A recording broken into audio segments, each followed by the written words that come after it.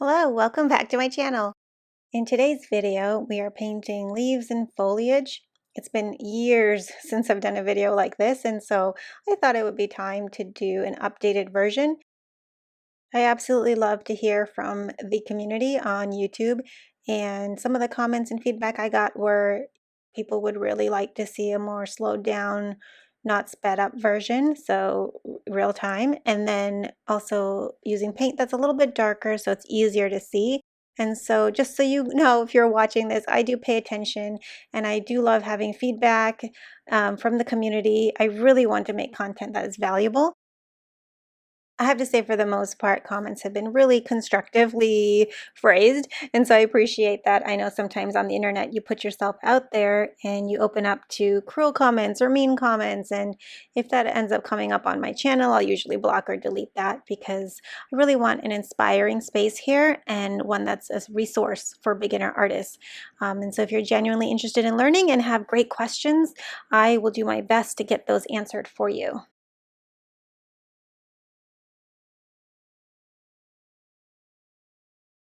Okay, so I'm starting off on my scrap piece of paper just to show you a little bit of the technique first before I go to my main paper. So we're loading up our brush with a lot of paint. You can see it here. It's that belly of the brush fully loaded. And then with really light pressure, you can make really thin marks. And then the more you push down, you'll get wider marks. If you have watercolor paper where the paint is pooling up on one side or the other, you can always go ahead and smooth that out so you get a nice even stroke. Different papers will react differently, so that may not be the case depending on what you're using. And then when you pull all the way down and put all your pressure on that brush end, you'll get the widest stroke. And if you angle it a little bit more sideways, so you get more of a drag, so it's almost horizontal, the brush to the paper, you can get your widest mark that way. This is part of the drills and stroke practices that I do in my other bigger courses. This is just a little taste of the kinds of marks that you want to practice and get familiar with, and as you practice, you build muscle memory in your hands. And remember, you can always keep that wrist really loose. You want to be making strokes that are not so tight. So depending on where you hold your brush, you can get a really loose gestural mark. For example, holding the very end of the brush on the back, you have a little bit less control, but you can get some really wispy lines. And then if you hold it like a pencil and it's a little bit more closer to that belly of the brush, you're going to get more controlled marks. This is another thing to practice, and just getting really familiar with your different brushes. All right, and then rotating from your wrist, keep it really loose, and you can start to curve your lines and get some nice swirls as well. This is always great to do when you are practicing leaves because a lot of times leaves aren't so structured, depending on the type of leaf, of course, but a lot of them are floppy, and so you want a little bit of that freedom and flow to come through when you're making your marks. Okay, so for now, the leaf making part, you want to start with light pressure, and then in the middle, heavier pressure, and then end with light pressure. And so this is your basic leaf. You're going to have a pointy end if you like that look. You can always switch up the ends. They can be more rounded or teardropped, but you for sure want to try to play around and see the kind of marks that you would like to make for the different styles of leaves. You can always add two halves of these together and you'll get a wider leaf. A little bit of white space in between can indicate a vein line. When you're doing loose florals, it's really about that first mark being really fresh and trying to keep the integrity of that first mark and not really overworking each of their strokes. While the paint is wet, I'm pulling down a thin stem, and when we start building larger compositions, you can attach those stems to branches, for example. So while it's wet, it's really easy to manipulate your strokes and your shapes. Also try different ratios of paint and water. What I'm doing right now has a lot more water, so I'm able to move that paint around pretty easily. With drier strokes and marks, it's a bit harder to manipulate those edges. This is also something that comes with practice and loading up your brush. The more you do it, the easier it gets. This leaf was a bit light, so I'm going over it with a bit darker paint. You can see I added a little bit more blue in my green there. So that's another thing to vary up are the shades of green, just to add visual interest. Okay, so once you've done enough drills and practicing your mark making, we can move on to actually creating the different leaf elements and foliage elements. I'm going to go ahead and leave this in real time so it's easier to follow along. Feel free to hit pause. You can always stop and start as many times as you like if you are painting along. Starting with a really thin curved line, just like we did in our practice drills. And then with that light pressure and slightly heavier pressure, I'm making these long, thin leaf marks. Okay, and then continue that same technique all the way up that center stem.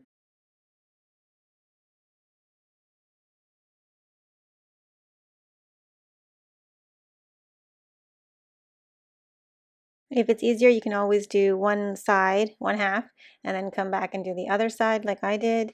You might notice that one side is easier than the other side. It's just because the way that the paper and the brush are angled. Feel free to rotate your paper as needed. Because I'm filming, I'm trying to keep it all pretty steady in one angle. Okay, so adding a little bit more brown into that green just to vary up some of those colors. We can do thin lines, and these will be more branch-like. You can leave a little bit of white space. They don't have to be attached at every end point.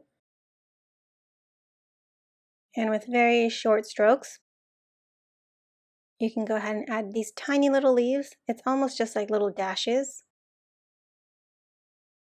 Here's a close-up. I'm using the end of the brush just like a little stamp, almost just doing a quick drop of color and letting it be really organic. Don't worry too much about the shape. And then when you put them all together in a little cluster, it can make a nice little foliage element.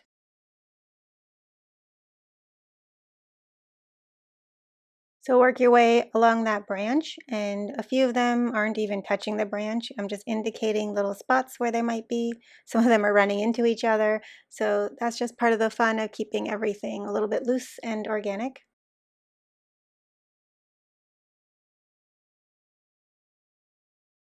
All right, switching it up a little bit more, adding a bit more yellow. So I have a yellow green. I'll do a little stem to start, and then using that light pressure, heavy pressure to create a wider flat leaf. This is just like we did in the drills also. And I'm connecting the two halves and leaving a little bit of white space in the middle. If you get too much paint, you can just soak it up. Just use your brush like a sponge and dab it on a towel or a rag.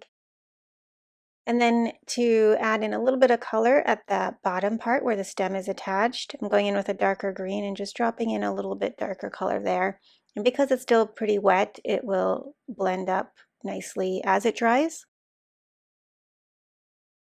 I'm also rinsing my brush, and with a clean damp brush just helping some of that color spread out. I don't really do that too often because I don't want to overwork these marks and risk that paint lifting off. Definitely do a lot of these to practice, and you'll notice that the drying time is going to be a little bit different on different papers. And so if you have a quick drying paper, you'll have to work a little faster.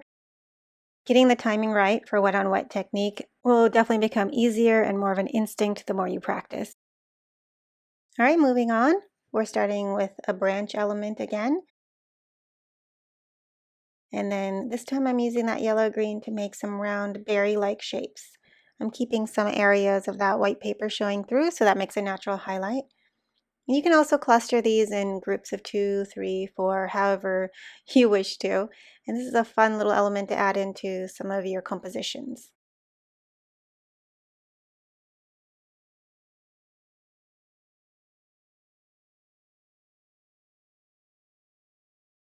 And then some of my berries are not attached, so I'm going in with a little darker green and just adding in these little stems to have them attached to the actual branch. If you feel like it needs some more, like I wanted to add a few more just to fill it out a little bit. Go ahead and do that.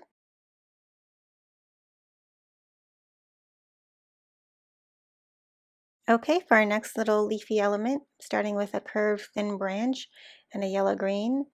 Wow, that color is really exploding on my palette.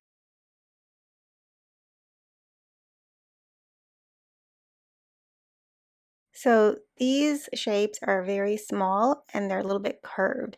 So just like we had done the little dashes before, this is similar, but we're making them a little bit longer and then curving them towards that center branch. And I'm just doing 4 for each of these little clusters. And it's a nice little sprig.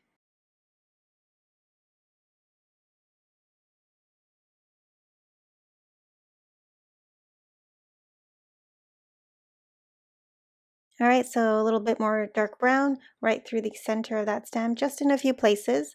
And if you get too much paint, just go ahead and rinse your brush, dry it off, and then like a sponge, just pick up any extra paint and water if it's pooling up on you.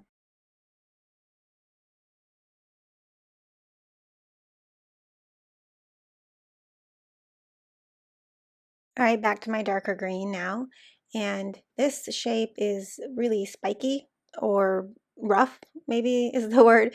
I'm putting 3 of these V-shaped elements together and then connecting with thin little stems.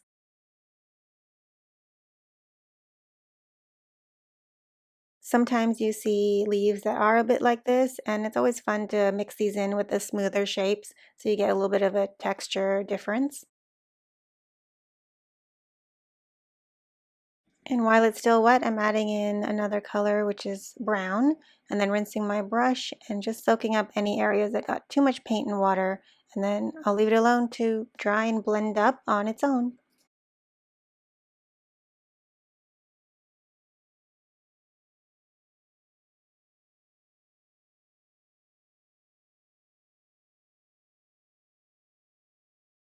All right, going in with a thin dark brown stem again. I'm going to do a more delicate and wispy element.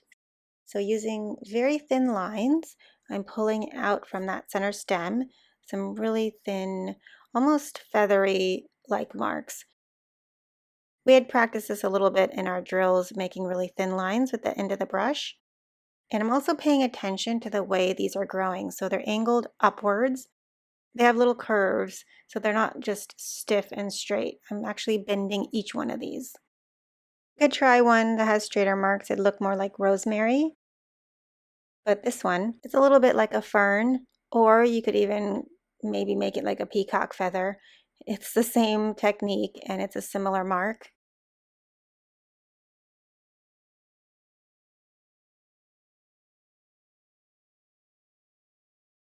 Okay, so I think the camera didn't record that first little element that I just did, so I'm going to recreate it again. It's a thin stem, also a little bit curved, and then using the end of the brush, making little teardrop leaf shapes, and then I'll follow that same shape all down that center stem.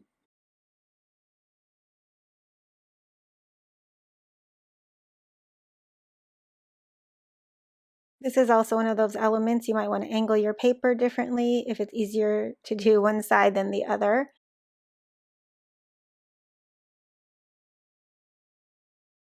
I love creating elements like this. It's a little bit just like drawing and doodling with the end of your paintbrush and then just filling in that shape with color.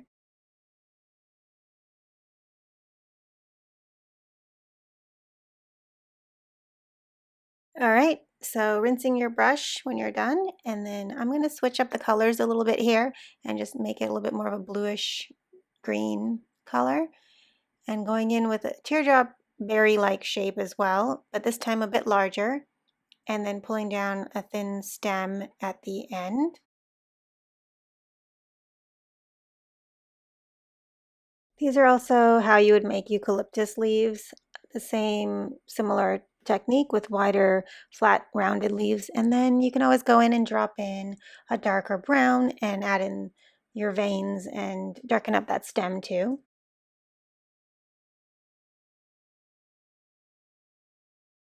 All right, so rinsing my brush and getting a little bit more of a brown color now to add in. So when your paint is super wet still, it's harder to get defined lines. So if you want to do that wet on wet technique and have a more greenish brown leaf, you would add it in earlier in the drying time. If you wanted to go ahead and wait and let it dry a little bit and have more defined details, then that would show up on a more dry leaf. So some of my leaves are a little bit wetter than the others, and that little left one there is pretty dry. So I'll come back once it's dry to do more of the defined lines.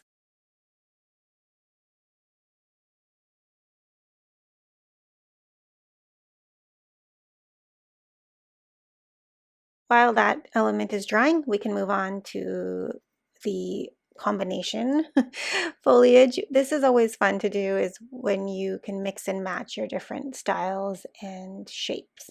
So I'm using that light pressure, heavy pressure to make thin little flat leaves. And then with a darker color, going in and adding just little tiny berries. So you have a little combination element. This is always fun to add into your floral compositions. It adds that texture and some delicate marks as well.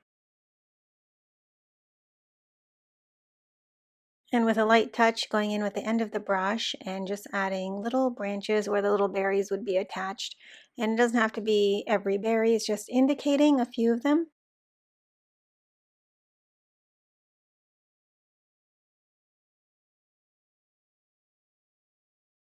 All right, so I did want to show you how to change up the texture on the edges of your leaf. As you put your stroke down, you can always wiggle your brush a little bit and get more of that organic loose shape. You can also use the end of your brush while that leaf is wet and pull out a few texture marks and lines as well. So on rose leaves, for example, they have these little pokey edges. So while your paint is still wet, you can always manipulate it that way and add a little bit more texture and just a different type of leaf in your work.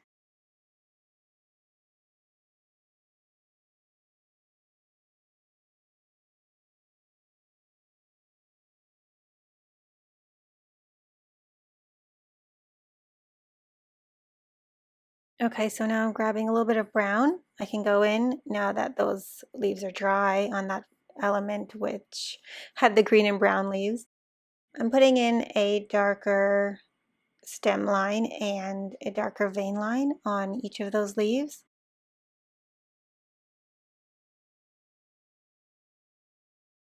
And then with a rinsed brush, I'm using that extra paint that's in the center of each leaf and just pulling out thin, more delicate vein lines.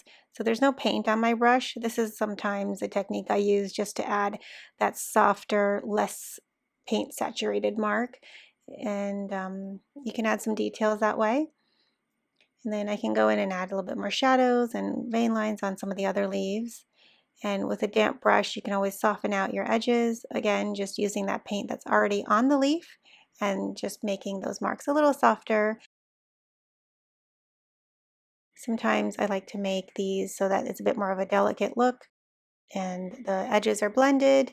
You can always layer up in watercolor. You can always add more darker paint and saturation. It's a lot harder to go from dark to light. So I always start out light and then add in my layers after that.